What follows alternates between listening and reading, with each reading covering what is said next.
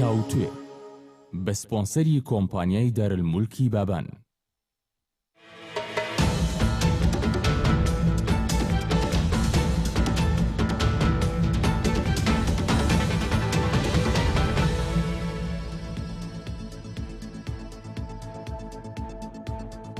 This is NRT Daily News Analysis. سڵاوتان بە بەڕێزان، کارزان وسمانم لە ستۆدیۆکارمان لە هەولێری پایتەختەوە لەگەڵتانین بۆ تاوتوێکردنی پرسە گەرم و گرنگەکانی ڕۆژ. دوێنێ ئەندامێکی سەرکردایەتی پارتی دموکراتی کوردستان ئاماژەی بەوە کرد کە زانیاریان هەیە بەوەی هەندێک هێزی دەرەکی و هێزی ناوخۆی هەرێمی کوردستان لە ئامادەسازیدان بۆ هەڵکوتانە سەر چەند دام و دەستگایەک و نانەوەی پشێوی و ئاژاوە لەم ناوچەیەدا. دەپرسین چه هێزێکە دەیەوێت ئەزمموی یاخود تاقانە ئەزمموی بەرهەمی شۆڕش و ڕاپەڕینەکانی کورد لە ماوەی ڕابردوودا تێک بدات. مەبەستێکی دیاریکراو هەیە، لایەنێکی سیاسی هەیە کە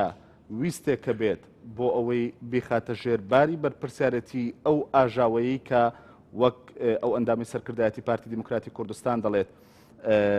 بیخاتە ژێر بەرپرسیاری ئەو ئاژاوەنانەیەوە. من هەوڵ دەدەم ئەم شەو لەگەڵ میوانەکانم ئەم بابەتە تاوتوێ بکەم لەگەڵ هەر یەک لە ئاریان سەلاح کادری پێشکەوتوی پارتی دموکراتی کوردستان. سوپاس بۆ ئامادەبوونت. هەروەها پێشڕە وەیسی کادری پێشکەوتوی یەکێتی نیشتیمانی کوردستان. سوپاس بۆ ئامادەبوونی جەنابیشتان. بەڕێزان، دیارە بڕیارە سەردار ستار چالاکی سیاسیش میوان بێت و حزوری هەبێت لە بەرنامەکەدا بۆ قسەکردن لەسەر ئەو بابەتە کە پاش چەند خولەکێکی دیکە دەگاتە ستۆدیۆ. هەروەها سەردەشت مەلا حەسەن هەڵسوراوی بزوتنەوەی گۆڕانیش لەگەڵمان دەبێت. سوپاس بۆ ئامادەبوونی جەنابیشتان. بەڕێزان، کۆمیشەوەش دەرفەتان هەیە لە تۆڕی کۆمەڵایەتی فەیسبوک و لە پیجی NRT پرسیار و سەرنجەکانی خۆتان بە کۆمنت بۆ من بنووسن. من هەوڵ دەدەم لە ماوەی گفتوگۆکەماندا وەڵامی پێویستان بۆ وەربگرمەوە. کاگاریان، ئەمە فاکتە کە ویستێکەیە بۆ نانەوەی پشێوی لە هەرێمی کوردستاندا؟ ئێوارەتان باش، سوپاس و دەرفەتەوە ئێوارەی بینەرانی بەڕێزش باش. ئەکیت ئەوەی دوێنێ بەڕێ سەڤاڵ هێمن درکاندویەتی دیارە لەسەر ئەساس و معلوماتە هەم ئەو بەبێ معلومات قسە ناکات و تەسریحی وانەدات و ڕەنگە هەوڵیش هەبوو بێت بۆ ئەوەی کە ئەو معلوماتانە بگاتە شوێنی خۆیان بۆی ئەو شتانە ڕوونەدەن ئەو دۆخە نەخوازراوانەی کە ئەگەر حاڵەتی ئامادە باشی و حازری پێشینی وەکراوە نەچێتە سەر و ڕوونەدات و ئەکیت هەماهەنگیش هەبووە و لەسەر بەبێ ئەساس و بەبێ معلومات شتێکی وات نایەتە گوتن دڵنیاییەوە. باشە، بەڵام چه هێزێکەیە؟ دیارەمە بەست لە هێزی کوردیە، قسەکە ئاراسی هێزی کوردی کراوە. چه هێزێکەیە؟ هێزێکی کوردی هەیە کە وەکو لە پێشەکێکە شاوتم ئەم ئەزمونە کە ڕەنگە لە پای هەموو شۆڕش و ڕاپەڕینەکانی کورد لە ماوەی ڕابردوودا ئەمە درێژترین ئەزمموی کوردە لەم ناوچەیەدا کە توانیوەتی بەدەستی بێنێ. چه هێزێکەیە بێوێ ئەم ئەزمونە لە بار بەرێت تێکی بدا؟ کاکە کارزان، لە درێژایی تاریخی کوردستان و میلەتی کوردستان ئەو هەموو گەلانی کوردستان کە لە هەرێمی کوردستان باشووردا دەژین بە تایبەت قسەکە لێرێ و تەحدیدەن ڕەنگە هەموو ئەو جارانەی ئەو هەوڵانەی دراون بۆ ئەزمونێک کەیانێک دروست ببێت، دەوڵەت دروست ببێت، بەرەو سربەخۆیی بچین، ئەکیت دژ و پشتیوانی هەبووە و هەموو جارەکانیش ئەو باشترین و گرنگترین و ڕەنگە کاریگەرترین ئامراز نانەوەی ئەو دووبەرێکی و ناکۆچیە بە بۆ ئەوەی دژی ئەزمونەکە خۆی پێش دروستبوونی دەوڵەت و پێشی دونی کیانە سیاسیەکە ڕەنگە بەڕوویدا تەقیبێتەوە بەداخەوە و ئەوانە هەموو عواملی خارجیشی هەن و ئەواملی داخلیشی هەن و بەڵام بە دڵنیاییەوە ئەو دۆخی ئێستا ئەمە ئەو مەرحەلەیە ئەو قۆناغی ئێستا ئەمە تێیداین قۆناغی زۆر باشمان بڕیوە و بەبێ کۆسپ نییە بەبێ گرفت نییە ئەکیت هەوراز و نشێوی زۆرمان دەکەوێتە پێش بەڵام ئێمە ئەو مقەومات و پێکهاتانەی کە هەنە ئێستا لە ئامانجە گەورەکە نزیکمان دەکاتەوە و پشت ئەستوریشین متمانەشمان بە هەموو هێز و لایەنە سیاسیەکان هەیە ئەوانەی بە دڵسۆزیە و کارە بۆ پرۆسەیە دەکەن چونکە ڕەنگە کەس جورئەتیەوە نەکا بەرامبەر ڕاستە و خۆ بە ئاشکرا بەرامبەر بە پرۆسەی سربەخۆیی هەرێمی کوردستان و پرۆسەی کوردستانی باشووری کوردستان بوەستێتەوە. ئەوەی کە ڕوو دەدات و پرسیاری بەڕێزیشتانە و ئەوەی کە معلوماتە و گوتراوە بەڵێ ڕەنگە ئەو هەوڵانە هەبوو بن و ئەو هەوڵانە دەشبن لە خودی حزبێکی سیاسیدا لە هێزێکی سیاسیدا با بۆ جەناب و بینەرانی تەواو بکەم بەڵێ هەن ئێستا هەن هێزی ناوخۆیش لە ناو باشووردا ڕەنگە لە بفرەلایەنە دژی دەوڵەتی کوردی و ڕیفراندۆم و پرۆژەی سربەخۆی هەوڵ هەبن بۆ لەباربردنی لەناو خودی حزبێک هێز و لایەنە سیاسیەکانی هەرێمی کوردستاندا خەڵکی دڵسۆزی تێدا هەن قیادە و سەرکردەی خاوەن بڕیار و نزیکە بڕیاری تێدا هەن بە پێشمەرگایەتی و بە قوربانی هەتا ئێران هێناوە و ئەوانە پەرۆش دەبن لەسەر مەسەلەی قەزەی کوردی لەسەر مەسەلەی دەوڵەتی کوردی حەریسن و لەمان هەمان هێزیشدا خەڵکەکەی ڕەنگە بەدەسیسە و ئەجندای ئەو لێرە و لەوێ لە ناوە و لە دەرەوە دژی ئەو پرۆسەیە وەستێتەوە ڕەنگە میدیای ئێستا و سوشیال میدیا و ڕەنگە ئەو دەستگاکانی ڕاگەیاندن ئەو کاریان بۆ خەڵک ئاسان کردبێتن دەناسرێنەوە کامەیە خاوەنداریەت یان نەخاوەنداریەتی بە تەنگ پرۆژەی دەوڵەت بوونەوەیە بە تەنگ پرۆژی سەربەخۆییەوە کامەشە کە دژی سەربەخۆی دەوستێتی کامەیە دبەرە ئیستقراریەتی اقتصادیمان دەبات و دەوێت کامەیە تۆ توانی بۆ مختار بکەی هێز و لایەنەکانی هەرێمی کوردستان ئەوانەی کە بەوە دەناسرێنەوە من پارتی دیموکراتی کوردستان ڕەنگە ناکەمە مزایدەک بەسەر هیچ هێز و لایەنە سیاسیەکانی هەرێمی کوردستانەوە باسی بزوتنەوە ڕزگاری خوازی کوردستان دەکەم تێکڕا لەوەتەی بزوتنەوە ڕزگاری خوازی کوردستان بەڕێ ڕاستەکەیدا بەپێی قۆناغەکان ئامانج و دروشمەکانی لە ئۆتۆنۆمیەوە بۆ فیدرالی بووە و ئامانجەکان گۆڕان بەپێی ئەو واقعانەی کە هەبوونە بۆ ئەوەی کوردستانیانە قسە بکەم و مزایدە بەسەر هیچ لایەنێکی سیاسیەوە نەکەم بەڵێ کارکتەری سیاسی کەسایەتی سیاسی و پێشمەرگەی قارەمانی وەکێدا ئێستا ڕەنگە لە پارتیش نەبن بەڵام لە هێز و لایەنی زۆر بە کورتی کاگەرێن ئەگەر هێزێکە بێت چ دەرەکی بەڵام هێزێکی کوردی بێواتە لە دەرەوەی باشوور بێیان ناوخۆیی خەڵک حەقی خۆی نییە کە بزانێت کامەیە ئەو هێزەی دەیەوێت ئاژاوە لە ناو باشووری کوردستانە بنێتەوە ئەو هێزەی ئەگەر هەر هێز و لایەنێکی سیاسی ئەو معلوماتانەی کە لای پارتی دیموکراتی کوردستانە چونکە بە دیاریکراوی ئێستا لە ناو شەقامدا و چاودێرانی سیاسی ئەوەی دەخوێنەوە دەڵێن پارتی مەبەستی لە پارتی کرێکارانی کوردستانە لە ناوخۆش مەبەستی لە بزوتنەوەی گۆڕانە وایە تو باسی شەقام قسەی شەقام بێڕەنگە قسەی شەقام دەکەی جەناوت پارتی دیموکراتی کوردستان تهدیدی نەکردووە لە پارتیشت نەبیستووە چێ و کامەیە بۆیە منیش لە تۆ پرسم بەڵێ منیش هیچ تهدیدێک ڕەنگە باش نەبێت لەوەی کە ئێستا جەنابەت لێی دەپرسی بەگرە مؤسساتی ڕسمی مؤسساتی ئەمنی هەیە دەستگاکانی یاسایی هەن دەستگاکانی استقرار پێکردنی ئەمنیەتەیە لە وڵاتەکە من بۆیە پرسیارم لە تۆکە ئەگەر ڕەنگە پۆلیس بکردایە منەوە پرسیارم لەوانە کرد بەڵام قسەکە لە سەرکردایەتێکی پارتیەوە کراوە نیە دەبێ وەڵامەکەش لە پارتیەوە وەربگیرێتەوە ئەنجا ئەو هێز و لایەنان ئەگەر بیانەوەی خۆیان تەجروبە کرد بۆ ئەو کارە هەر کەسێک بیت و لە هەر شوێنێک بێت هەر گروپ و دەستە و تاقم لایەنێک بێت ئەوە بە دەردەکەویت کامە ئەگەر تەمەناش دەکەین ئەو دۆخە نەخوازراوە نەبێت نەبوو ئەوە باشتری ڕەنگە حازریەک بوو سپاسەکەم کاک پێشڕەوە دەمەوێت سەرنجی تۆ بزانم هێزەکەیە بێوێت ئەم ئەزمونەی هەرێمی کوردستان تێک بدا یاخود پشێوی و ئاژاوە بنێتوانێ بەتایبەت لەم دۆخی کە ئێستا لە هەرێمی کوردستانە دروست بووە بەرلام و شتێک سپاس بۆیەوە سەڵاو لە بینەرانی NRT من ئەگەر هەوڵ بدەم وەڵامەکەی پرسیارەکەی جەنابتان دوور بکەمەوە لە شەنوکە و تەحلیلکاری و هەوڵ بدەم بە زانیاریەوە بیکەم بە دڵنیاییەوە ناوچەکە لە ژانی لەدایکبوونی کۆمەڵە گۆڕانکاریدایە هەموو ئەو گۆڕانکاریانێک کە لە ئێستا لە ناوچەکە خۆی بەخۆیەوە دەبینی هەموو هێزە گەورەکانی جیهان و هەموو هێزە ئیقلیمەکان و تەنانەت گروپەکانیش دیانەوەی زۆرترین کاریگەریان هەبی لە دوجار گۆڕانکاریەکان لە بەرژەوەندی خۆیانەوە بخۆستەوە من دێمەوە سەر پرسیارەکە دەگە پرسیارەکەت لەسەرەوەی هێزی ئیقلیمی هەبی بەڵێ بە دڵنیاییەوە هێزی ئیقلیمی هەیە بە نمونەیەکی زۆر زەقەوە دەبینین دەوڵەتی تورکیاوە هەم لە پارچەکانی ترەوە لە ئێرەشەوە هۆکار نین هەموو هەنگاوەکان هەمووی ئێماکان بۆ دەبەن دەیەوێت ئیستیقراری ئەو منتیقەت تێک بدە بەڵام ئەگە قسە لەسەرەوە بیتن هێزێکی لۆکاڵیان هێزێکی کوردی لە چارچەوەی سنووری هەرێمی کوردستان بوونی هەبێت تا ئێستا بە هەموو زانیاریەکان هیچ هێزێکی ناوخۆییەوە هەم لە باکوور هەم لە باشوور هەم لە ڕۆژهەڵات هەم لە ڕۆژئاوەوە لە منتیقەکە بوونی نییە تاکو بیوێت ئیستیقراری بەوە کە تێک بدەن ئەگەر قسەکەش ورتری بکەینەوە لەسەر ئەو دەنگۆیانی کە پارتی کرێکارانی کوردستان و بەتایبەت لە یادی ڕاپەڕین ئەوانە ئەوەی لە ناو سۆشیال میدیا و لە شەقامە بە شێوێکی بەربڵاوە لەمڕۆ دوێنێەوە باسی لە ناو تەحلیلی چاودێرانیش بەڵێ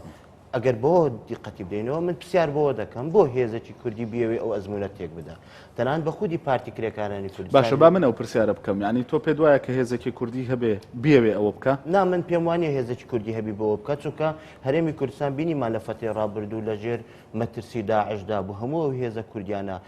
بۆ یەکەمین جارە لە تاریخی تازە لە دوای ڕاپەڕینەوە کە دەیبینین هەمویان یەکگرتوون لە پارێزگاری سنووری هەرێمی کوردستان دەیبینی لە سەنگەرەکانەوە شەروان پەکەکە پێشمەرگە خینیان تێکەڵ یەکتر دەبێت بۆ پاراستنی و هەرێمی کوردستانە ئالێرەوە پرسیارە خۆی هەدەخۆڵقێنی ئەو زانیاریانی کە لای پارتی دموکراتی کوردستان هەیە لای یەکێتی نیشتیمانی کوردستان من دەتوانم وەکو یەکێت نیشتیمانی کوردستان قسە بکەم یەکێت نیشتیمانی کوردستان هەرگیز پەیوانیە بە تایبەت لە دوو ڕۆژی ئەم دوو ڕۆژەوە لە هەموو کەناڵەکانەوە کە ئیشارەی پێدایە هێمایەک بۆ نییە کە بنمونە هێزێکی وەکو پارتی کرێکارانی کوردستان بێوێ لە منتیقەکە ئیستیقراری ناوچەکە تێک بدا لەبەرچی لەبەرەوەی ئێستا ئەگەر قسە لەسەر منتیقەی ئەوەی لەناو خەڵکە بەربەڵاوە پێدەگوتێ زۆنی سەوزە یەکێتی نیشتیمانی کوردستان ئەگەر لەسەر ئاسی حیزبیش بی پەیوەندێکی زۆر باشی لەگەر پارتی کرێکارانی کوردستان هەیە پەکەکە هەیە یەکێتی نیشتیمانی کوردستان لە فەتی ڕابردوو هاوکاری زۆر باشی مادی و معنەوی پارتی کرێکاران بوو هەم لە باکوور هەمیش هاوکاریە پەگەوانە بۆ لە ڕۆژ ئاوەوە جا پرسیار لێرەیە بۆ بیانەوێت تێکی بدەن ئەوە خۆشیانەوە بە درێژایم سەنگەرەی 1100 کیلۆمەتری کە پێدەگوتێ سەنگەری بەرەنگاربوونەوەی داعشە لە زۆربەی زۆری سەنگەرەکان هەمووانێ وەکوتم هەموو گەریلا و شەروان و پەکەکە و پێشمەرگە و هەمیانەوە شان بەشان یەکتر ئەو ئەزمونە دەپارێزن. سوپاس دەکەم کاک سەردار بەخێر بێ سوپاس بۆ ئامادەبوونت لە پاڵەوەی کە چالاکی سیاسی دەتوانم بڵێم نزیک لە پارتی کرێکارانی کوردستان بۆس ناتوانانی باشە قسەیەکەیە لەسەرەوەی کە بۆ نمونە دوێنێ ئەندامێکی سەرکردایەتی پارتی دموکراتی کوردستان باز لەوە دەکا کە ئەوان زانیاریان هەیە بەوەی چەند هێزێکی کوردی ناوخۆی و دەرەکیش ویستێکیان هەیە بۆ نانەوەی پشەوی و ئاژاوە لەم ناوچەیەدا قسەی شەقام قسەی بەشێک لە چاودێرانی ژەوەی هەرچەند پارتی بۆ خۆی ئەمەی تهدید نەکردووە ئەوەیە کە پارتی کرێکارانی کوردستانە دەیەوێت ئەم دۆخەی ئێستای باشوور ئیستیغلال بکە بۆ ئەوەی هەیمنەی پارتی کەم بکاتەوە بۆ خۆی جۆرێک لە هەیمنە دروست بکات لەم ناوچەیەدا سەرەتا ئەمەوە بڵێم پەکێکە هێزێکی دەرەچی نەبووی دەستێوەردان کە دەستێوەردان بۆ هێزی دەرەکیە دەبێت تورکیا بکە دەبێت ئەمریکا بکە دەبێت ئێران و نازان ئەوروپا بکە بەڵام هێزی کوردی دەرەکی بۆی کە هێزێکی دەرەوەی باشووری کوردستان باشووری کوردستان پارچەیەکە لە کوردستان هەموو کوردستان یەکە بە مەفهومی حرەکەی ئاپۆچی بەگشتی لە بەرۆژدا خۆی بە دەستێوەردەر نابینێ خۆی بە هاوکار و یارمەتی دەرەبینێتن لەو کێشە و تەگەرانەی کە هەنە بۆی کە چارەسەر بن و ئەوەمان بەڕوونی بینی لە 2014 هەم لە شەنگال هەم لە مەخمور پەیەکە مداخلەیەکی وەکەڵێ ئیجابی کرد بۆ ئەوەی کەوە هەم پاراستنی پایتەختی هەرێمی کوردستان دەپارێزی هەمان کاتیشدا لە شەنگالیشدا توانی بەر بە و ئەنفالە بگرێتن کە ڕوبەڕووی خەڵکی ئێزیدی بووە لەبەرەوە حرەکەی ئاپۆچی بەگشتی ئەوە نییە ئەنی هێزێکی دەستێوەردەر نییە ئەمە ئەو مەفهومە ڕاست بێتەوە دەستێوەردان هێزێکە بۆ ئەوەی کەوا چارەسەری بۆ پرسەکانی گەلی کورد و کوردستان و بۆ منتیقەکە دابینی لەبەرەوە لەبەرسی بێگومان و خاڵە دەگرینگە استراتیژی حرەکەی ئاپۆچی لە ئێستاکە استراتیژی چارەسەری دیموکراتیانەیە استراتیژی شەڕ نییە بۆ ئەوەش نە لە باشووری کوردستان و حتا لەگەر دەوڵەتانی دیکەی کە کوردستانیشیان داگیر کردووە دەیوێتن پرسی کورد بە شێوەی ئاشتیدا چارەسەر کاتن ئەوە لە 2000 تا ئێستاکە چەندین بەیان و چەندین بەڵگە و چەندین پرۆژە و چەندین شتیدا پێشکەش کردووە و گەورەترین پرۆژەش بۆ ئەوە بۆ ناو خۆی کوردستانی بینیمانکەوە پرۆژەی کۆنگرەی نەتەوەی بوو بۆەوەی کەوا لەگە هەموو لایەنەکان ئەم پرسی کورد بگەینتە ئاستێکی هەرە بەرز بۆچی ئەمڕۆکە کاتێکە ناوچەکە لە ناو کۆڵانێکدایە گەلی کورد پێویستی بە یەکێتی ناوخۆی هەیە پێویستی بەوە نیە کە لە بەرامبەر یەکتری لە ناو شەڕداوێ پارتی دیموکرات و بڵێن کەڕوبەڕووی ئەوە هێزێکی کوردستانیە ئەبێ کەم و کوڕی و لاوازی و فلانوانە هەیە ڕەخنەمان هەیە لەسەر نمونە یان ڕەخنە هەبێت سەر پارتی دیموکرات بەڵام ئەو ڕەخنانە هی ئەوەی نە کە بگاتە ئاستی شەڕ یەکەم ئیدووەم لە مەفهومی سیاسی حرەکەی ئاپۆچیدا سیاسەتی ملشکاندن سیاسەتی لە پشت ئەوی تر لەگە هەندێکدا ئیتفاقکردن لە دژی هەندێکی تر ئەو جۆرە سیاستانەیە خاڵێکی دیکەشدا مهم لەو 3 ساڵەی دواییدا حرەکەی ئاپۆچیدا نیشانیدا گوتی من لە سیاسەتدا هێلی سێمینم نەیگوت من هێلی دەسەڵاتدارانم و نەیگوت هێلی ئەوانەمە کە دەیانەوێت ڕوخاندنم بکە گوتیە من هێلی سێمین واتە من هێلی شۆڕشی دیموکراتیم من دەمەوێت گۆڕانکاری ئیجابی بکرێن لەو شوێنانەی کە ئێمە دەستمان پێگات و دەبانێت تێکۆشان بکەین لەسەر ئەو بنەمایش تا ئێستاکە نمونە لە ڕۆژئاوای کوردستان زۆر جار بەرادەرانی پارتی ڕەخنەی حرەکەی ڕۆژئاوای کوردستانیانە کرد بۆچی شەڕی دەوڵەتی سووریا ناکەوانیە بەڵام لەبەروی دەوڵەتی سووریا هێرشی نەکردووە سەر کورد لەبەروە حرەکەی ڕۆژئاوای کوردستان هێرش نەکرد لەسەر سووریا داعش و هێزە ئیسلامیە تونڕەوەکان هێرشیان کردە سەر کورد لە بەرامبەر ئەواندا هەڵوێستیانیشاندا ئەگەر بەیانی ئەوانیشدا نمونە هێزێکی ئەنی ڕێزێک ئەگەر هێرش نەکاتە سەگەلی کورد حرەکەی یاپۆچی لە بەرامبەر چ هێزێکدا هەڵوێستی شەڕی نییە و لەبەرەوەش لە باشووری کوردستانیش بێگومان کە ئەمڕۆ کە بارودۆخێکی هەستیاری هەیە ئەو بارودۆخە بە دەرەجەیەک ئەوانەیە کە دەسەڵاتن لێرانە لە بەرامبەری بەرپرسیار بوونە ڕخنەیەکمان هەبێت لە بەرامبەریاندا شتێکی وازعە بەڵام بێگومان دەبێت ئەو بزانێت مەسەلەن پێکێکە و یەکێتی نیشتیمانی دۆستایەتێکی دوور و درێژیان هەیە لەگەر نمونە پارتی بە هەمان شێوە ڕاستە هەوراز و نشێوی تێدا بووە ناخۆشی هەبووە شەڕەوە بەڵام لە لای کەشدا زۆرتی مەسەلەن ڕێبەر ئاپۆ و حرەکەی ئاپۆسی بن کەەوە بەڕێز مەسعود بارزانیان پێشنیار کرد بۆ سەرۆکایەتی کۆنگرەی بۆ هاو سەرۆکایەتی بۆوانە ئەگەر حرەکەی ئاپۆچی هیوا لەوەیدا نەبینێکەوە لە ڕێی پارتی دیموکرات دە کۆمەڵی گۆڕانکاری بکرێن لە کوردستان و هێزێکە بۆی کەوا یەکێتی نێتەوەی پێبەرەوە پێشەوە بچێ ئەی بۆچ ئەو پێشنیارانی بۆکە لەبەرەوە ئەمە بەس ئەمەوێ ئەو نقطەی بکەم سیاسەتی دووفاقی لای حرەکەی ئاپۆچی نییە یەک ڕووی هەیە بۆەوەش حرەکەی ئاپۆچی بە درێژایی تەمەنی خۆی لە پێناو ئەوەی کەوە بتوانێت هێزی یەکێتی نێتەوەی لە کوردستاندا دروستکاتن و کەمترین ئالۆزی شەڕدا هەبێتن ئەمەی کردە نمونەی هەرە دواییم ساڵی هەشتا کە حرەکەی پێکە زۆر لاواز بوو هات بۆ ئەوەی کەوا لە مابینی هێزەکانی باشووری کوردستان دیسانی بۆی کە ئاشتەوایی دروستکاتن شەهیدی هەرە سەرکردەی داوە لە بناوەدا لەبەرەوە ئەرکی خۆی بینێکەوە ئاشتی و تەبایی و پێکەوە ژیان کاتن بەڵام بێگومان گۆڕانکاری دیموکراتیانە باشواتەکەمە ترسیە نییە بەڵێ پەکەکە ئەومە ترسیە نیە کە باسەکرێت لەم ناوچەیەدا ئاژاوە دروست بکە یان ویستێکی هەبێ بۆ ئەو بابەتە پێناسەکە چەوتە نەکو پێکە ئاژاوە ناکە پێکە هێزێکی دیموکرات و شۆڕژگەرە سۆن وەکەڵێ ئەوەیتی کە ئاژاوە بکاتن پێکە حرەکەیەکی شۆڕژگەریە دەیوێ بۆ هێزێکی کوردی ئەمنیەتی هەبێ پێ دوایە هێزێکی کوردی ئەمنیەتی هەبێ بێوێ ئەم دۆخی ئێستا هەرێمی کوردستان استقلال بکە بۆ بابەتێکی لەو جۆرە هێزی کوردینی بەڵام ئەکەپە ئەو پروپاگەنداکە و هەندێک دەستگای هەواڵگیری بەرزیدە ئەم پروپاگەنداکە لەناو خەڵکدا بڵاوەکەنەوە بۆ ئەوەی کەوا هێزە کوردیەکان دێکری بەردەن تاکو و کورد لەم وەختەی کە ئێستا ڕۆژهەڵاتی ناوەڕاست دەیوێت دیزاین بکرێتەوە و گەلی کورد بگاتە ئاستێک دەیانەوێت گەلی کوردستان و بەتایبەتی حرەکەی ئاپۆسی کە ئەمڕۆکە سەقلێکی گەورەی سیاسی هەیە لە ناوچەکەدا دەیانەوێتن ڕوبەڕووی هەندێک شتی وەکەڵێ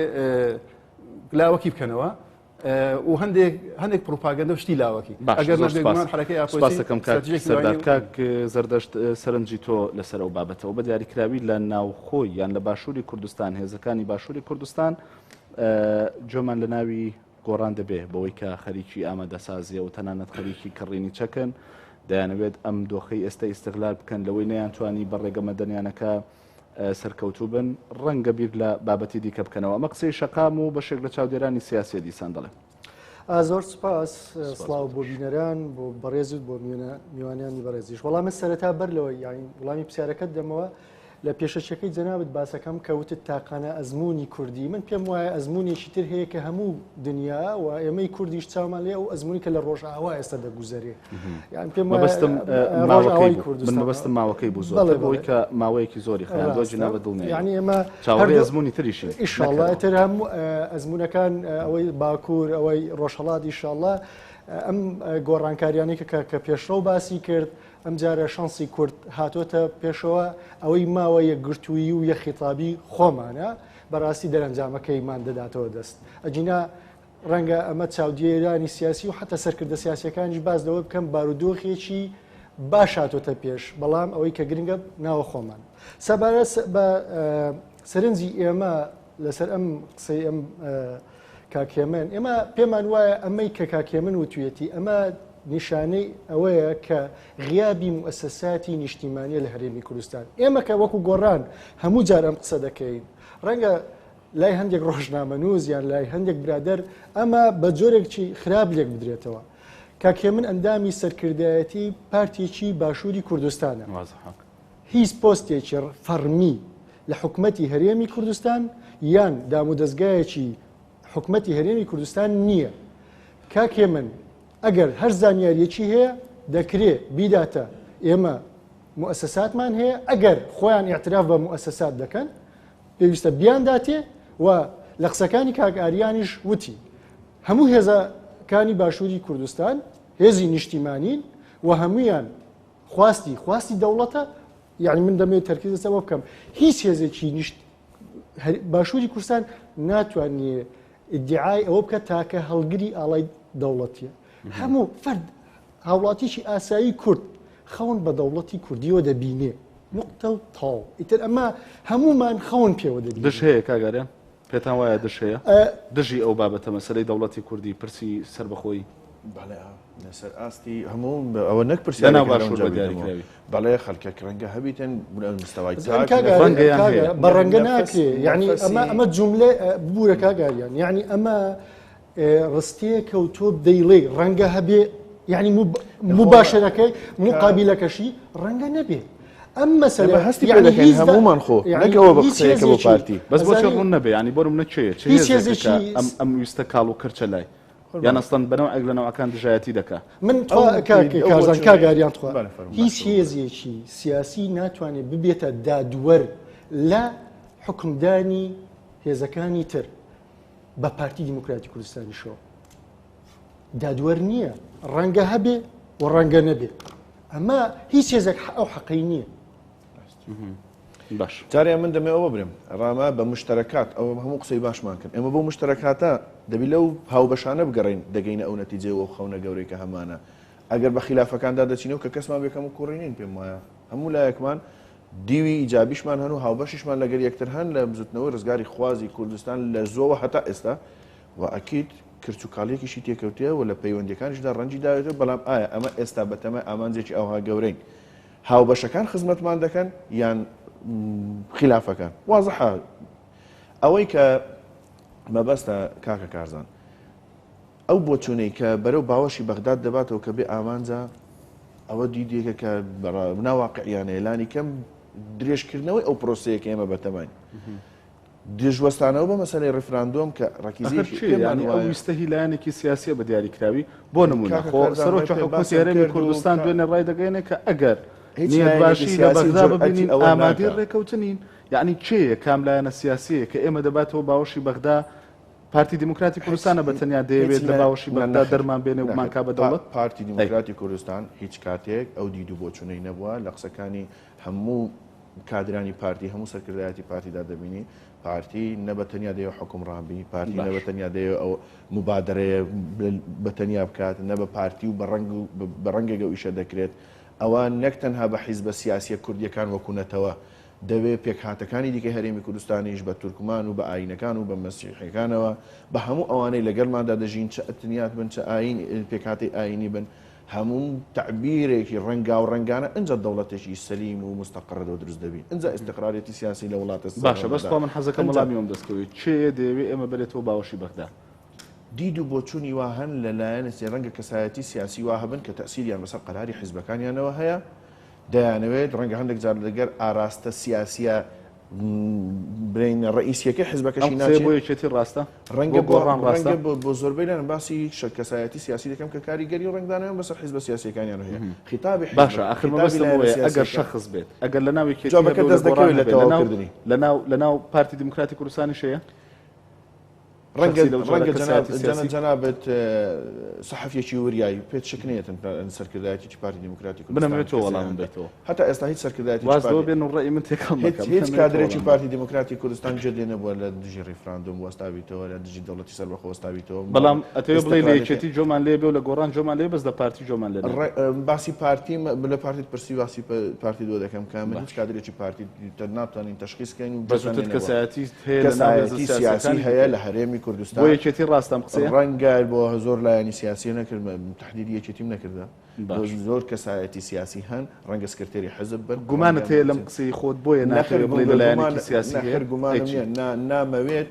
ڕەئی ئەشخاص بکەم ڕێی ئەحزاب چونکە جێت لە یەکێتی نیشتیمانی کوردستان لە بزوتنەوەی گۆڕان دەبیت لەلایەنە سیاسەکانی دیکە دەبیت هەمویان بەو ئاراستەیە دەچن کە بەرێت دەوڵەت خەونی هەمومانە دەوڵەت خیتابێکی جوانە خیتابێکە هەولی بۆ درراوە لە ڕابردوشدا ئەوانە هەوڵیان قوربانیان بداوە بەڵام هەندێک کەسایەتی سیاسی هەنە ڕەنگە دەور و تەسیریان هەبی بە ئەجندای حزبەکەی خۆی بیر ناکاتەوە بە ئەجندای کەسێکی دیکرد کاریگەری خۆشیە بەڵام یەکێتی شخصی لەم جۆرەیەتی بە وچانێک وەردەگرم و دواتر وەڵامەکە وەردەگرمەوە بەڕێزان وچانێک و لەگەڵمان بێنەوە.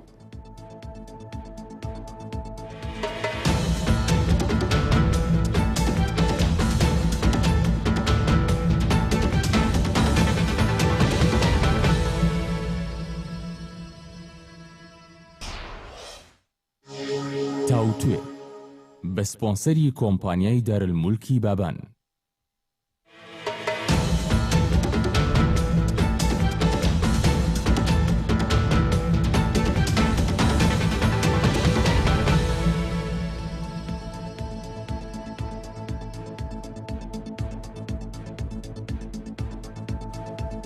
دووارە سڵاوتان لەبێ بەڕێزان، لەگەڵتان بەردەوامین بۆ تەواوکردنی گفتوگۆکەمان. کاک پێشڕۆ پرسیارم کرد سەبارەت بۆی کە لە ناوی کەتی نیشتیمانی کوردستاندا سەرکردایەتی خەڵکی قیادیتان هەیە کە ویستێکی هەبێت بۆ ئەوەی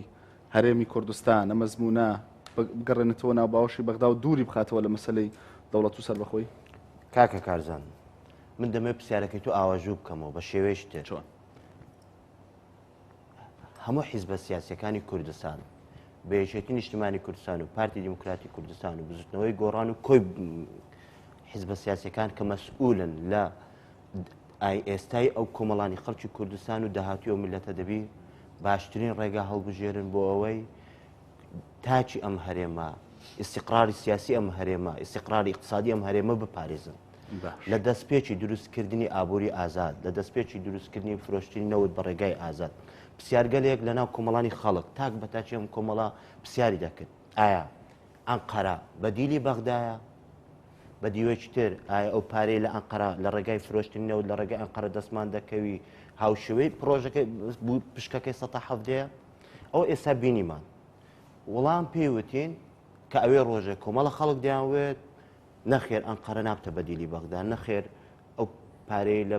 ئەنقەرە وەریدەگری ناگاتە ئەو پارەی لە باش پشتی ١٧کەی مرکزەوە وەرمان دەگرێت. ئەمە وای لێ هات گەیشتە ئەم قۆناغە. ڕاستە ئێستا قۆناغەکە بەشێکی پەیوەندی بە هاتنی داعشەیە، ڕاستە قۆناغەکە بەشێکی پەیوەندی بە گۆڕین و ئەوەی لە دەست پێک وتم ژانی لە دایکبوونی گۆڕانکاریەکان تێدایە، بەڵام بەشێکی دەبێ اعتراف بکەین پەیوەندی بە سیاسەتی خۆمانەوەیە کە نەماتوانێت سەرکەوتوو بین. جا بۆیە من دێمەوە سەر پرسیارەکەی جەنابتان، ئەگەر قسە لەسەرەوەی کاراکتەرێک لێرە دەوێ وا بکە، کاراکتەرێک دەوێت وا بکە، من پێم وایە خۆی پرسیارەکە هەڵەیە نابی بەو شێوە ڕەهاییەوە وا بکەین، بەڵام دەکرێت ئێستا سیاست ئەوی پێدەگوتێ فەنە ممکنات ئەوی پاراستن یان ئاراستەکردنی کۆمەلگا بە شێوەیەکی خۆشگوزەرانتر یان ئاراستنی کۆمەلگا، من پێم وایە بەش بە حاڵی خۆم دوور لە ئەدا حیزبەکەمەوە، من پێم وایە ئێستا لە ئێستا هەرەنگاوە بچینەوەڕەوە بەغدا. بەڵام وەکو یەکێتی نیشتیمانی کوردستان من دەمەوێت تێبینیە باز بکەم یەکێتی لە ئەوێ ڕۆژێکە لە دایک بووە. بەڵام ئاخر کاک ئاریانەوەی ناونات دژە دەوڵەت من پرسیارم کرد سەبارەت بۆ لە پای ئەو وەڵام من ئەوەش تیا و چێشی وەڵامەکەم دەدەم. من ئەو بەڕەنگە قسەی کرد خۆی ڕەنگە تحلیلات هەردەگری احتیمالات دەنێم کەسایەتی سیاسی کاریگەر هەیە لەناو هێزە سیاسیەکان کە بە خزمەتی پرۆسەی بە دەوڵەتبوونی کوردی بیر ناکاتەوە هەوڵەکەی پێچەوانەی بە بەلانی کەمەوە لە بەرەوەی دیاری نەکردێت کەسێکە کەواتە بە شێوەیەکی پرسیارم کرد لە ناوێکێتی خەڵکی ئەوها هەیە قیادی لەم جۆرە هەیە کادرێکی پێشکەوتو دەڵێ بەڵێ من ئێستا قەنەعاتم وایە کە بگەڕێم من دەمەوێتەوە باسکەم. ئەو ڕۆژێکە یەکێکی نیشتیمانی کوردستان دروست بووە بەڕابەراتی جەنابی مام جەلال کە بە هەڵسێنەری شۆڕشی تازە و سەروی 17,000 شەیدی سەنگەر هەیە، قوربانیەکان و تاریخی ئەو حیزبە لێوان لێوە لە قوربانی لە بەرخودان لە نەمری لە هەموو ئەو حاڵتانە ڕێبەرەکەی کە پیاوێکی دانسقە پێدەگوترێ هەردانێرەی فەلسەفەی جەلالی زیشمە لە هەرێمی کوردستان. من یەک بەش بە حاڵی خۆم بۆ پەڕیشانازیەوە بێکێک لە ڕێبوارەکانی دازانێم لە ئەوێ ڕۆژێەوە کە دروست بووە هەل ئێستاشەوە هەنگاوەکانی ڕوە و دروستکردنی دەوڵەتی سەربەخۆ بووە، هەنگاوەکانی ڕوە و دامەزراندنی دەوڵەتێک بووە کە خەونی لە مێژینی هەموو تاکێکی کوردی جیلەکانی پێشەمەشەوە خەونیانەتەوە. جا پرسیار لەسەرەوەیە گەڕانەوە بۆ بەغدا کە یەکێت نیشتیمانی کوردستان وانارێت چکە یەکێت زیان لە خەونی بوون بە دەوڵەت نایە؟ جا چه حەقی بێکەوەیە؟ چۆن؟ ئێستا بامە هاوچێشەکەلێک بدەینەوە. ئێستا دروستبوونی دەوڵەتی کوردی کەس لە بەغدا دابڕاوە کارزانانی کەس لە بەغدا پچراوە. من دەمیزەوە باز کەس هاتۆ لە بەغدا ئێستا دەوڵەتی کوردی سیارەکە دەبێت لێرانەوە بکرێت جگە لە بانگەشەی خۆمان کەسی تر باسی لێوە دەکا پرسیارە ئەمە یەک دووشیانەوە دەسەورەکەی چێ بتوانێت وەڵام باتەوە ئەو پرسیارە هەموو کۆمەڵانی خەڵک وەڵام بداتەوە خۆڕوونە بە نوێژنیەوە ڕۆ دیارە دووشیانەوە وەکو کاکە باسی لێوە کرد ئێستاشی لە گەردابی هەرێمی کوردستان بە سەهمی یەکێتی نیشتیمانی کوردستان، بە سەهمی پارتی دیموکراتی کوردستان، بە سەهمی بزوتنەوەی گۆڕان، بە سەهمی یەکگرتووی ئیسلامی کوردستان، بە سەهمی کۆمەڵیشەوە لە بەغدا ڕۆژانە ممارسەی سیاست دەکەن. بە نمونەیەکێک لە چەند پۆستە باڵاکانی مرکز و کاراکتەری پارتی دیموکراتی کوردستانەوە قیادەی دەکەن. بۆیە بە شێوەیەکی گشتی حیزبەکانی هەرێمی کوردستان هاوکارن، تەبان، یەکێتی لە ناویان هەیە ڕۆ دەوڵەتی سربەخۆ. من پێم وایە هەڵە دەکەین ئەگە پێم وابی ئەو حیزبە دەیوا بکە ئەو حیزبەی وا بکە. بەڵام شتێک هەیە من خۆم بەش بە حاڵی خۆم پێم وایە دەوڵەت دروستکردن بە هەلهەلە لێدان و بە خەبەر هینانی دوژمنان وانە دروست نابی. بەقەت ئەوەندەی دەوڵەت دروستکردن بە دروستکردنی ژێرخانەی تۆکمە، دەوڵەت دروستکردن بە دروستکردنی ئەحساسی دەوڵەتبوون لای تاچی کورد، دەوڵەت دروستکردن بە دروستکردنی زمینەکانی دروستبوونی دەوڵەت هەم لە ناوخۆ هەم لە دەرەوە دەبیتن. جا پرسیار لەسەرەوە بکەین لە فەتری ڕابردوو لەما بە ئێستاشیانەوە لەگەردا بیتن چەندە کارمان لە پێناوە کردی و بابەتیشترا.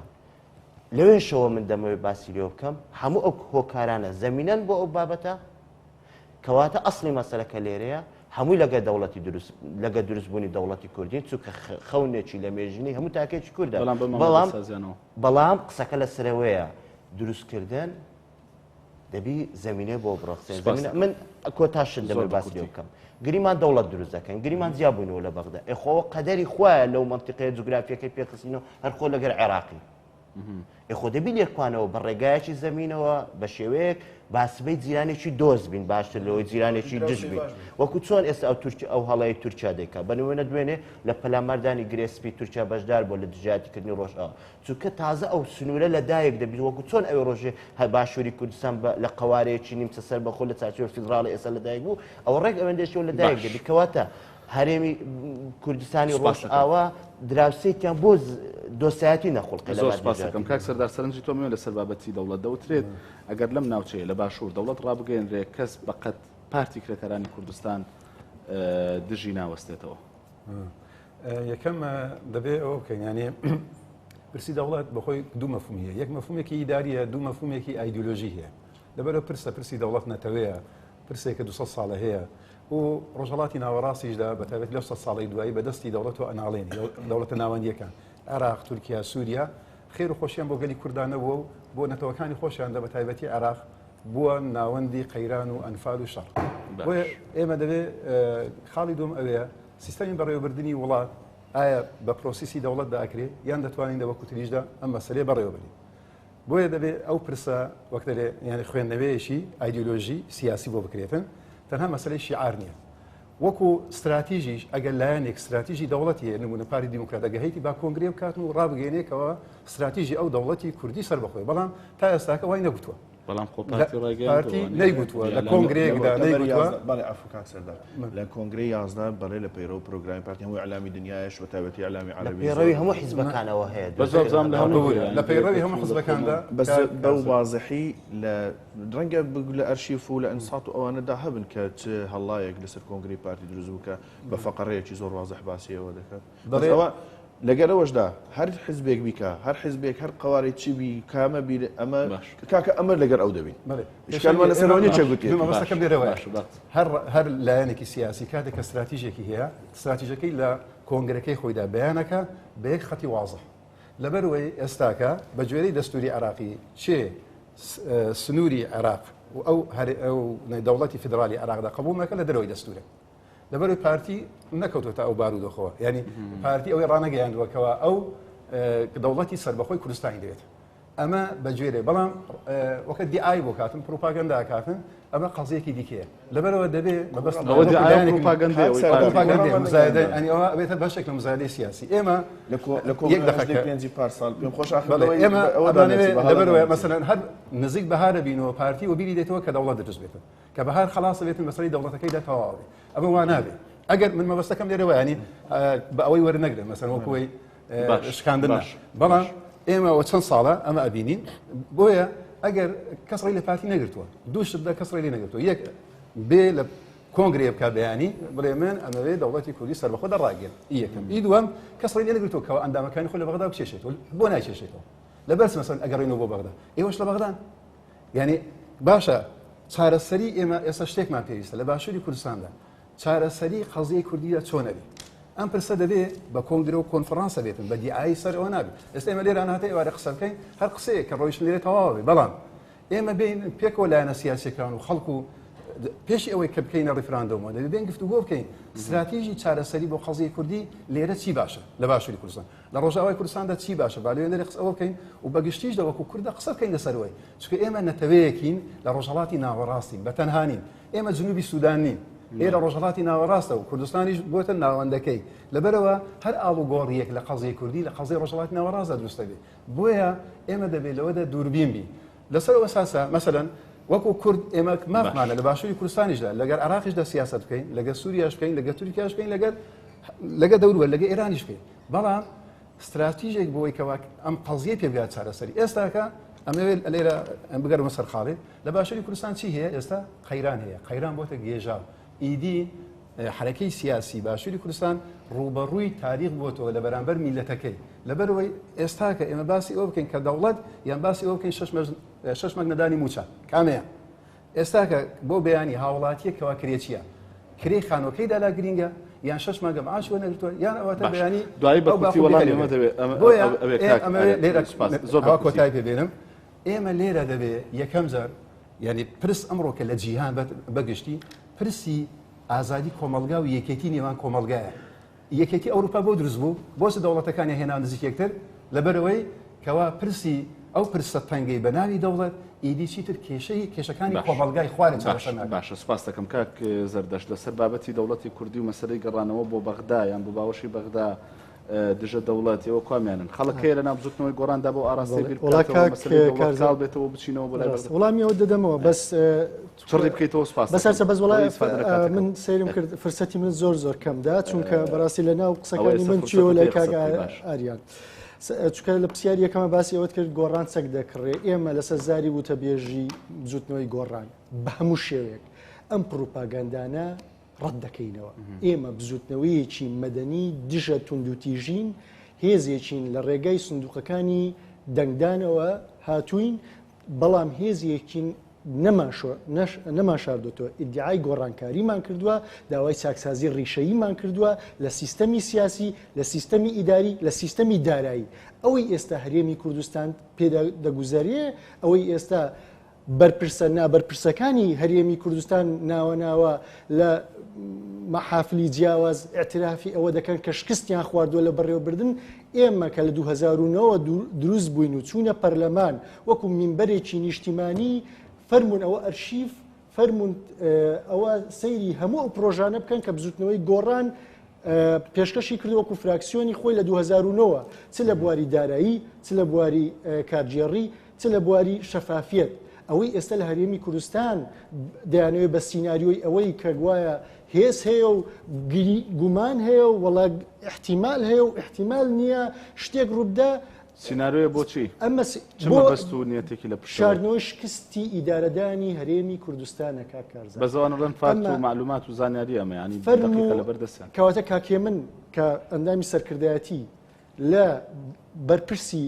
ئاسایش گرنگترە لە سەرۆکی حکومەت گرنگترە باشە خۆ ئەم کارە کاری ئەمنیەتی نیشتیمانیە دەبی ئەمانە بۆ هاوڵاتیان شیکەنەوە ئەگەر منێکی هاوڵاتی با من گۆڕانیش بم ئەگەر مەترسیەک هەبێ لەسەر ئێمە لەس ئەم باشوورە کە بینیشمان کاتێ داعش هێرشی هێنا بۆ سەرباشووری کوردستان هەموو هێزەکان دەست لەناو دەست بەرەنگاری دوژمنە ڕاستەقینەکەی خۆمان بووینەوە بەبێ ئەوەی پرسیار بکەین کاممان پارتین کاممان یەکێتین کاممان گۆڕانی ئەو خوێنانەی کە ڕژان خوێنی ئەو کەسانە بوون کە دەنجیان بە گۆڕاندا بوو بە پارتیدا بوو بە من طبعا من لە تعریفی من ئەندامی ژووری پەیوەندە سیاسەکانی بزوتنەوەی گۆڕان ئێمە بەشداریمان کرد هەر سێلامان یەکێتی پارتی لە کۆنگرەی پێدە لە ڕۆژاوای کوردستان فەرمو ئەو وتارەکەی ئێمە کە بەناوی بزوتنەوەی گۆڕان خوێنمانەوە چۆن باسی بەرخودانی یەپەژە و یەپەگە و هەموو هێزە گەریلاکانمان کرد واش باسی هێزی پێشمەرگەمان کرد بەبێ ئەوەی باسی ئەوکەن هێزی پێشمەرگی یەکێتی نیشتیمانی یان هێزی پێشمەرگەی پارتی دیموکراتی کوردستان چونکە ئێمە هەموو ئەوانە کوڕی خۆمانن خزم و کەسی خۆمانن بەڵام ئەوەی ئەو ئیدعایانە دەکا ئەزانی کارزان سەیری ئەزمموی وڵاتانی بەهاری عەرەبی بکە لە 2011 باش ئەرشیفی ڕاگەیاندنەکانی ئەو کاتی سەیری ئەو هێزانە بکە کە دەستەڵاتیان بە زەبری هێز گرت بوو هەمان ئەو ئیدعایانە دەکەن هەموو ئەو قسانێک کە ئەتێ بڵێ ئەو بۆ پارتیش ڕاستە بەڵێ بۆ پارتی وە بۆ هەموو هێزێک کە بە نێتن ئێش و ژانە ڕاستەقینەکەی ئەو میلەتە چارەسەر بکە من هەموو جار لە کاکە خەڵک برسیەتی وەکو کاکسەردار تخوا کاکەوە باسی دەوڵەت چڕی بکەیتوانێت بەسەرچە باسی دەوڵەتەوە بێ وەڵامی وەکو باسم کرد کەس مزایدە بەسە کەس نەکە هەمومان ئێمە وەکو گۆڕان ڕێخەرەکەمان سەرمەشقی خەبات بووە هەموو ئەو سەرکردایەکانمان کە لە ناو بزوتنەوەی گۆڕان و ئێمە گەنجیش کە تێداین هەموومان بەو خەونەوە چوونە ناو بزوتنەوەی گۆڕان دەوڵەتێک دیموکرات مەدەنی یەکسان بۆ هەموو لایەکمان و لە 2012 لە 2012 کاژمیهر دووی نیوەڕۆ ڕێخەری گشتی بزوتنەوەی گۆڕان پەیامێکی گشتی هەیە فەرمونەوە ئەرشیف ماوە کاتێ باسی خەونی دروستبوونی دەوڵەتی کوردی دەکات و پایەکانی دەوڵەتی کوردی دەکات و بۆیە ئێمە ئەگە قسەمان لەسەر دەوڵەتە بەڕاستی تەوەری بەرنامەکە لەسەر ئەوەی بووە ئاژاوە جێڕی هەیە حکومەتی هەرێمی کوردستان با موچەی خەڵک بدە با دۆسەی نەفت شەفافکە با مەسەلەی مەلەفی عیلاقەم ئێمە ئەو خۆی بوو بە دوو تەوە تۆ تێ بیکەی بەسێ کاگاریان کاک سەردار باسی لەوە کردانی لەگەڵ بەهار دێ پارتی مەسەلەی دەوڵەتی بیرەکەوێتەوانێ و دەژڵی کێ دەسی گرتوون بۆ کۆنگرەیەک ناکەن و ڕای بگەێنن بەڵێ ئێمە لەگەڵ دەوڵەتان وەزیرەکانتان بکشێنەوە لە بەغا پەرلەمانتارەکانتان بکشێنەوەنێ زۆر بە کورتی وەڵام بێتەوە سپاس دەکەم پارتی گرە لەسەر وەرزەکان زەردەشتیش قسەی هەبوو لەسەر پارتی دیموکراتی کوردستان پارتی گرە لەسەر وەرزەکان ناکا بۆ بە دەوڵەت بوون و دەوڵەت بوونیش پێکینانی لیژنەیەک نییە و دروستکردنی و ئەسەسەیەکی کاتی نییە و دەوڵەت بوون ئەو هەنگاوانەی دەوێت کەەوەی ناومانە پارتی دیموکراتی کوردستان وەکو بەشێک لەگەر هەموو هێزەکانی دیکەی کە بەو ئاراستەیە چونچونکە من لی نابەمە دەرێ بەڕاستی و بە تەماشین ئەگەر قەراربی ئەو پرۆژەیە پشگیری بکەین دەبێت کوردستانیان قسە بکەین دەبی تحملی کاک زەردەشتیش بکەم و تحملی دوو برادری دیکەش چونکە بە تەمای شتێکی طبعا دەبی خۆ ڕاستە بەو هاوبەشانە دەگەینەیەک ئەوەی کە ئیستقلالێتی ئابوووریە وازەحە مەسەلەن ڕەنگە لە هەرێمی کوردستان کە سیاسەتی وزە پێی نایە قۆناغێکی نوێ و ڕەنگە دژی زۆر بۆ من سەر ناکەوێت و سەر دەکەوێت باش ئێستا ئەگەر ئەمە ئەوەی ئێستاشمان هەیە نەمان با بەکوێ دەگەشتین کەم و کوڕی هەیە لێرە و لەوێ لەسەر ئەوە باشتر بۆ ئەو مەوزوعی دیکەیە بانە چینە ناوی بەڵام سیاسەتی سربەخۆی ئابووری بەشەکە لە مەقاوماتی دەوڵەت بوون کەس پێی ناشاردرێتەوە باشە پارتی بۆ ئەمە ناکات لە ئێمە دەوڵەت ڕاگەیەنین وەزیرەکانمان فەرمون وەرنەوە پارتی ئەوە بەتەنیا ناوێ ئەوە بکە پارتی دەوێت لەگە هاوبەشەکانی ئەوە بکە پارتی لەگەر خەڵکی دڵسۆزی ئەو وڵاتە و لەگەر پێشمەرگەکانی دوێنێ و بڕیاردەرەکانی ئەوڕۆ لەگەر ئەو خەڵکە قوربانی دەرە دەوێ بیکە پارتی ناوێت دەوڵەتی پارتی ڕاگەی دەوڵەتی کە لە بەغدای بۆ نایەوە لە بەغدای هێزی خەڵکە بۆیە لە بەروای گەل چ بڕیارێک بداتن گەل خەڵکی کوردستان چ بڕیارێک بدا پێیەکە لەگە ئەوەیە بۆیش ئەمڕۆکە بەسەرەن لە کوردستان خەڵکی کوردستان هێشتا بڕیاری هیچی نەداوە بۆیە لە زیاتی خەڵکی کوردستان لە پێیەکە بڕیار ناوە بۆیە لە بەغدا ناینەوە عەفو باشە پێشەوە بۆ بەرە بە ئیزنی خۆت بۆیە لە بەغدا ناینەوە ئەمە دەمانێت دوو دراوسەی باش بین نامانێت بە گولە لە یەکێتی نیشتیمانی کوردستان لە دوای فەوزای بینی بەتایبەتتر گۆڕان و پارتیە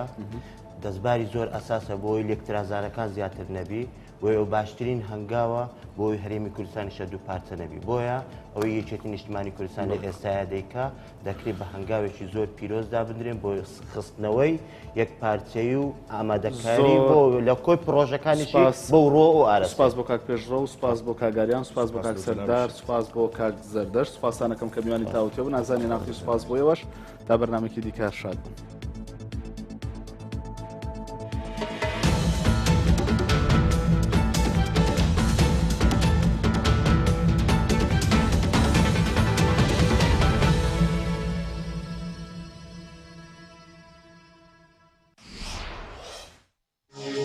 تاوتوێ بە سپۆنسەری کۆمپانیای دارالمولکی بابان